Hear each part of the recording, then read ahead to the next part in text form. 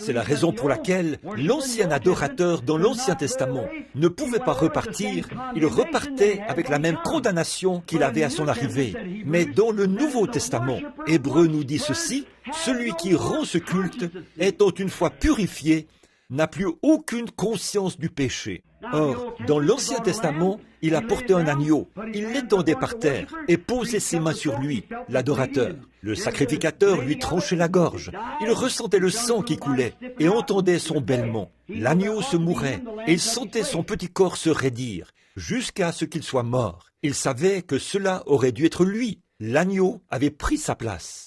Le sacrificateur prenait le sang, le mettait sur l'autel et la fumée montait. Et c'était une prière de pardon en faveur de l'âne. Et la vie de cet animal ne pouvait pas revenir sur un humain et correspondre à l'esprit humain, parce que c'était l'esprit d'un animal. La vie animale et la vie humaine, ça ne pouvait pas fonctionner. Mais c'est la raison pour laquelle il repartait avec le même désir de péché, la même chose. Il venait parce qu'il avait commis l'adultère, offrait son sacrifice et repartait avec la même chose dans son esprit. C'est vrai.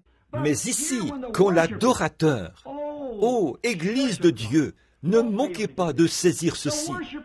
Une fois que l'adorateur s'approche véritablement du Fils de Dieu et que par la foi, il pose les mains sur lui, oh là là, qu'il contemple son visage, voit ses crachats sur son visage, le sang qui coule sur son visage, et ressent les douleurs de « Mon Dieu, pourquoi m'as-tu abandonné ?» Oh frère, quand vous prenez conscience du prix qui a été payé, sa mort pour vous, et que vous voyez qui il était, Emmanuel, Dieu qui se mourait à votre place, qu'est-ce qui arrive ensuite?